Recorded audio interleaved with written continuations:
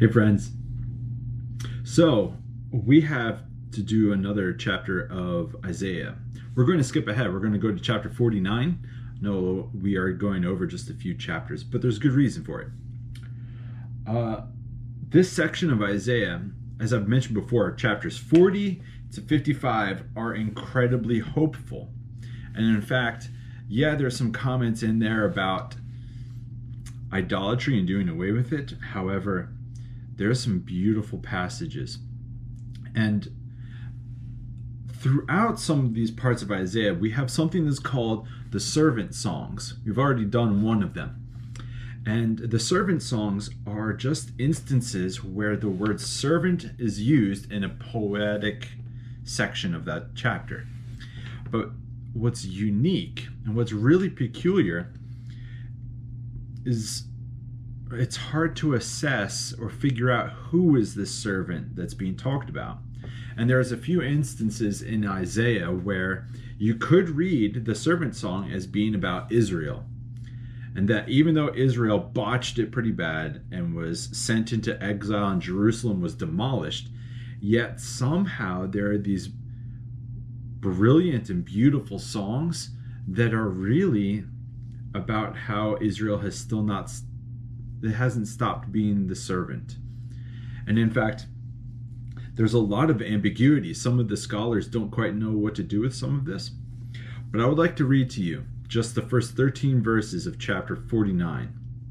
And as you're listening to it, I want you just to kind of not passively sit back, but actively listen and see if you can figure out who is talking here. All right. There are instances, as I had mentioned, where the servant songs are more overtly about Israel, but they could be about someone else. So let me read it to you. And as I'm doing it, actively listen and ask yourself, who could this be talking about? All right. Let me open it up.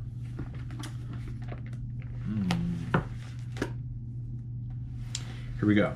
13 verses. I'll just pause every so often, but you just listen. Here we go. Listen to me, you islands. Hear this, you distant nations. This is already good, man. Before I was born, the Lord called me. From my mother's womb, he has spoken my name. Interesting. He made my mouth like a sharpened sword. In the shadow of his hand he hid me. He made me into a polished arrow and concealed me in his quiver. There's a lot of war imagery there, right? He said to me, "You are my servant, Israel, in whom I will display my splendor." But Israel is a group of people, yet here's one person. Interesting. But I said, I've labored in vain. I've spent my strength for nothing at all. Yet what is due me is in the Lord's hand, and my reward is with my God. And now the Lord says, He who formed me in the womb to be his servant, to bring Jacob back to him and gather Israel to himself. Wait, Israel's going to gather Israel? For I am honored in the eyes of the Lord, and my God has been my strength. He says, It is too small a thing for you to be my servant, to restore the tribes of Jacob and bring back those of Israel I have kept. I will also make you a light for the Gentiles. That's the non-Israelites. That my salvation may reach to the ends of the earth. This is what the Lord says. The Redeemer and Holy One of Israel, to him who was despised and abhorred by the nation, to the servant of rulers. Kings will see you and stand up. Princes will see and bow down because of the Lord who is faithful, the Holy One of Israel who has chosen you. This is just interesting. So the servant of Israel, it would be too small of them to just reclaim and gather Israel again. What is a proper size is to not just reclaim and bring back Israel, but everyone, the Gentiles included. Like, what's going on here? Verse 8. This is what the Lord says. In the time of my favor, I will answer you, and in the day of salvation, I will help you. I will keep you and will make you to be a covenant for the people. So a person here is going to become a covenant, a spiritual promise. To restore the land and to reassign its desolate inheritances, to say to the captives, come out, and to those in darkness, be free. They will feed beside the roads and find pasture on every barren hill. They will neither hunger nor thirst, nor will the desert heat or the sun beat down on them. He who has compassion on them will guide them and lead them beside springs of water. That sounds like Psalm 23, right? I will turn all my mountains into roads, and my highways will be raised up. See, they will come from afar, some from the north, some from the west, and some from the region of Aswan. Shout for joy, you heavens. Rejoice, you earth. Burst into song, you mountains. For the Lord comforts his people and will have compassion on his afflicted ones. Now what's cool here is that it finishes by saying the Lord will have compassion on his afflicted ones. He doesn't particularly say just the Israelites. Anyone from anywhere can be afflicted. So here's God saying, I'm going to have compassion on those who are afflicted because they are mine. So if you've ever been afflicted, then that means that you are actually a part of the fold of God, and God actually is just about to drop some compassion in your direction. Now, as I read through this, hopefully you were actively listening. Can you think of anyone who could say this? Yes, we do say that it was written maybe with Israel, but Israel kind of bounces back and forth in this chapter between being a person and then a whole group of people. Like, well, what's going on there? Or what about that other passage that says it's too small for you to just gather the Israelites? You need to reach out to the Gentiles as well. Like, oh, okay. Or who else in history would be seen and kings would see them and stand up, princes would bow down?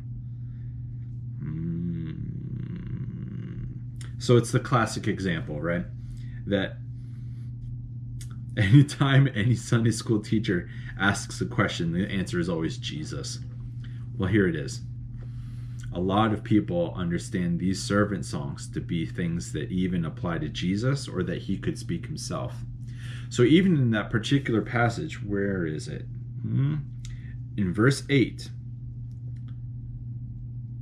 I will keep you and I will make you to be a covenant for the people. Now, in the Christian tradition, especially in Presbyterian circles, we tend to highlight the word covenant, and covenant is really just a spiritual promise or contract. And it's not quite a contract, no, but it's a spiritual promise. And one of our favorite ways of talking about Jesus is that in Jesus's own self, Jesus is a covenant of God and man being together in the same place, not fighting, but together, of working together, of being in the same time and place without animosity or fighting or hatred or unforgiveness. So here it is.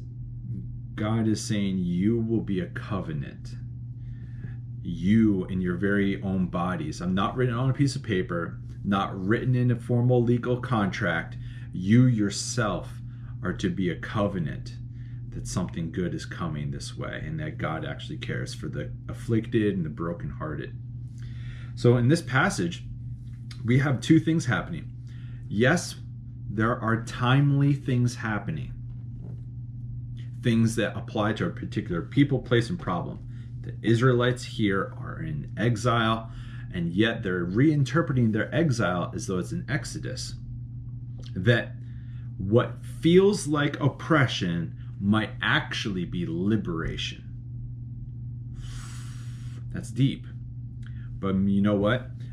the scriptures are also full of timeless principles as well. That often the things that we think are oppression might have a hidden liberation in them as well. And so we have this like push-pull, this up-down movement that's always happening, because God actually often works in very confusing ways that are paradox, which means it's like two things in opposite directions, but they're both true. In this passage, we maybe have hints that Jesus is the servant that is being sung about, who will not only unite the Israelites, but will enfold the Gentiles, who is a covenant between God and man, and who will bring compassion to those who are afflicted. So as we read Isaiah, keep in mind, he is a prophet. And the prophets, like I said, were often writing for a particular people, place, and problem. But they kind of have an echo that the words that were said at this one point in time in human history kind of echo again in other generations, and especially when we hit the lifetime of Jesus. So listen, anyone who's ever told you that Christianity is only concerned with Christians is wrong. And anyone who's ever told you that Christianity only cares about the Jewish people, that's also wrong. Because the servant who is sung about is supposed to gather the Israelites and the Gentiles, to be a covenant to them, and to give comfort to those who are afflicted. And maybe that's you. So go ahead and read Isaiah 49 for yourself. In particular, go ahead and look it up in a different translation other than the NIV. And you might see something interesting that maybe I even didn't. So I hope that you do. And thank you for checking this out. You are all delightful, just wonderful, incredibly brilliant. Yeah, and you have a lot of hope too.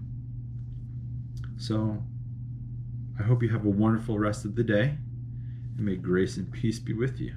All right. Catch you later.